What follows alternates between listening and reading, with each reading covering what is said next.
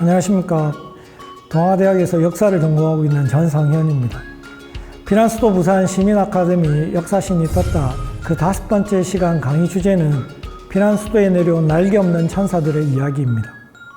한국전쟁 구호와 재건과 관련해서는 특별히 두 가지 이 측면에서 한번 살펴볼 필요가 있는데요. 하나는 해방 이후 한국에 들어왔던 미 군정으로부터 시작해서 미국을 중심으로 하는 구호와 재건이 있고, 또 하나의 다른 계열은 유엔을 중심으로 하는 계열이 있습니다. 이 두 기구 중에 오늘은 유엔 한국 민사 원조처 또는 유엔 한국 민사 원조 사령부와 관련된 이야기를 하도록 하겠습니다. 특히나 이 엉케을 중심으로 하는 이 한국 민사 원조처 또는 한국 민사 원조 사령부의 약칭인데요. 유엔 한국 민사 원조처는 1950년 12월 10일에 원래 유엔 총회를 통해서 그런 기구가 만들어집니다. 대표적으로 4가지의 임무들이 이루어져 있는데요. 특히 공중보건과 위생, 그리고 공공복지, 그리고 경제 원조, 구호 및 구제품 보급이라고 하는 이 4가지 측면이 아주 중요한 역할을 하고 있습니다. 첫 번째 아주 중요한 업무 중에 하나가 공중보건 및 위생이라고 할 수 있는데, 전염병 같은 것들이 굉장히 많이 창궐해서 수많은 사람들을 죽게 하거나 아픔에 처하도록 했습니다. 특히 발진티푸스, 장티푸스, 천연두, 콜레라와 관련되는 예방접종을 당시 피난민이라든지 전쟁 상태임에도 불구하고 70-80%에 가깝도록 예방접종을 하고 있고, 천연두 같은 경우는 98%가 차단이 되고 있는, 그러니까 대체적으로 당시의 전염병의 90% 정도가 감소하는 형태를 볼 수 있는 모습을 볼 수 있습니다. 두 번째가 공공복지인데요. 공공복지는 어쩌면 엉케이나 이러한 원조와 관련해서 가장 많은 예산이 들어갔다라고 이야기를 할 수 있습니다. 당장의 전쟁으로 어려움을 당하고 있었던 피난민이라든지 전쟁의 순환자라든지 빈곤한 가족들을 대상으로 해서 특히 식량이라든지 그다음에 의료 같은 것들, 그리고 의류 같은 것들을 배급하고 있는 모습들을 볼 수 있습니다. 다음으로는 경제 원조인데, 앞에도 이미 말씀드린 것처럼 엉케을 통해서 이루어지는 경제 원조의 액수가 굉장히 많습니다. 약 4억 6천만 불 정도의 수치인데요. 유엔을 통해서 지원되는 경제 원조의 수가 1억 2천만 불이라면 그의 한 4-5배 정도의 규모라고 이야기할 수 있어요. 엄청나게 많은 예산이 투입되고 있는 모습을 볼 수 있고, 이 예산들은 대표적으로 식량 생산과 필요한 농업이라든지, 당시 이제 전쟁으로 인해서 발전 시설들이 다 파괴되었기 때문에 전력 지원이라든지, 그다음 이제 의류 지원들을 받고 있는데 자체적으로 의류를 생산할 수 있는 섬유 제조라든지, 그 외에 어업이라든지 광업이라든지 운송, 이런 방면의 원조가 이루어지고 있는 모습을 볼 수 있습니다.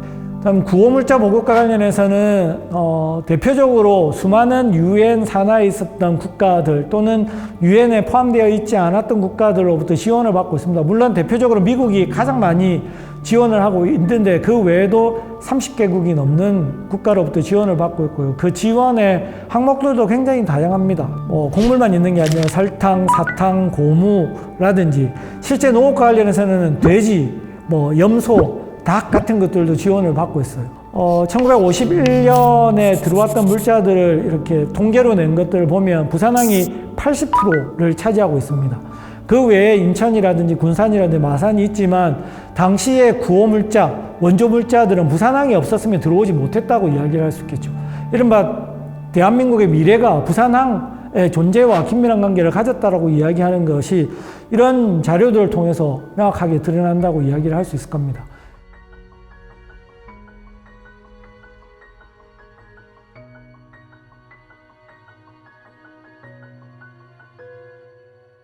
엉케은 휴전 이후에 이제 유엔 산하로부터 벗어나서 한국 민사 원조처 또는 한국 민사 원조 사령부로 전환이 됩니다. 피난수도에 있었던 정부도 부산에서 서울로 다시 옮겨가니까 당연히 이 원조처도 서울로 옮겨가게 되고, 그 이듬해인 1955년에 해산하게 되죠. 그때까지 가장 중요한 역할을 했던 게 의료와 농업이고, 특히 의료 부분에서 병원이라든지 의료 구호소라든지 고아원에 집중적인 지원이 이루어지고 있는 모습들을 볼 수 있습니다.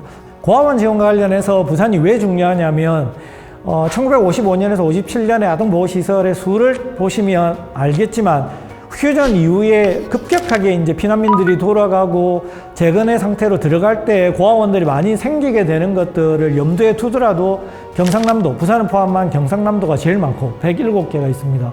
부산에만 60개가 있습니다. 그러니까 서울시보다 더 많은 수가 있었고요. 그리고 뭐 부산에서는 아주 대표적으로 언급되는 고아원 중에 하나가 행복산 고아원입니다. 이 행복산 고아원은 언택 부산팀 장교로 있었던 맥키언이라고 하는 인물이 부산역을 지나가다가 고아들을 보고 저 아이들을 모아서 성장시켜야 되겠다라고 하는 그런 어떻게 보면 개인적인 휴머니즘 안에서 만들어진 고아원이라고 이야기할 수 있죠. 그래서 그 사진에 보시면 들어가는 입구에 영어로 이게 편말이 적혀 있는데 그 내용이 다른 위대한 나라들처럼 한국의 미래는 오늘 아이들의 교육과 복지에 달려 있다. 실은 행복산 고아원이 그런 역할을 했으면 좋겠다라고 하는 거겠죠. 근데 그런 토대가 만들어졌던 것도 부산이라고 이야기하면 부산은 실은 한국의 미래를 담당했던 공간이라고 이야기할 수 있고 피난 수도는 단순히 정부가 이전했던 공간이라기보다는 말씀드렸던 것처럼 원조나 구호와 관련되는 물자라든지 이런 인물이라든지 이런 사람들이 다 부산을 중심으로 해서 활동하고 있고 자금과 물자들이 부산항이 없었으면 들어오지 못했다는 것들을 생각해 볼 때 부산은 엄청나게 중요한 위치라고 이야기를 할 수 있겠죠. 그걸 어떻게 보면 저 문구가 좀 자연스럽게 잘 보여준다라고 이야기를 할 수 있을 겁니다.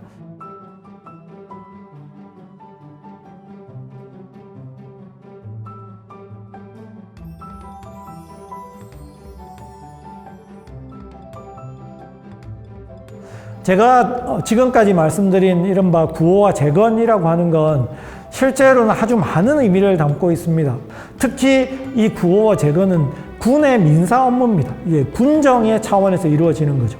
한국인들한테는 유엔군 또는 미군은 구원자다, 너희들의 우방이다 라고 하는 측면을 가지게 함으로써 실은 냉전 체제가 강고하게 구축되도록 하는, 그 때문에 그 이후에 한국이 재건하고 안보를 유지하고 경제를 성장시킨 것들이 실은 이때 영향을 미쳤던 미국을 중심으로 해서 이루어진 것도 긍정적인 측면으로만 볼 수도 있겠지만 또 한편으로 우리한테는 부정적인 측면으로도 존재했기 때문에 그런 부분들을 동시에 염두에 두면서 구호와 재건을 확인하시면 피난 수도 부산을 넘어서서 한국이라고 하는 지금 현재의 한국을 확인할 수 있는 좋은 기회가 되지 않을까 생각합니다. 그리고 그 단초는 실은 부산으로부터 시작됐다라고 할 수밖에 없는 것 같아요. 그 피난 수도 3년, 그리고 부산이라고 하는 이 지리적인 어떤 위치가 존재하지 않았다면 구호와 재건과 관련되는 수많은 물자와 인력들이 과연 가능했을까? 이런 것들이 지금 현재의 대한민국의 어떤 토대라고 생각한다면 부산은 단순하게 대한민국의 서울 다음으로 큰 도시 또는 항구 도시 이 정도로 그쳐서는 안 될 것 같고, 어쩌면 한국 전쟁을 중심으로 해서 세계가 관심을 기울였던 아주 중요한 장소로서 의미를 가지고 있지 않을까라는 것들을 통해서 볼 때 피난 수도 부산이라고 하는 측면은 또 다른 측면에서 여러 가지 의미들을 발산할 수 있고 또 이해할 수 있다라고 생각할 수 있을 겁니다. 부산 또는 대한민국의 구호와 재건을 위해서 활동했던 기관과 기구와 사람들에 대한 이야기를 다뤘습니다. 앞으로도 더 많은 이야기들을 좀 확인하시고 살펴보시면 지금의 부산 또는 대한민국을 이해하는 데 조금은 도움이 되지 않을까 생각합니다. 지금까지 부족하지만 잘 들어주셔서 감사합니다. 이상입니다.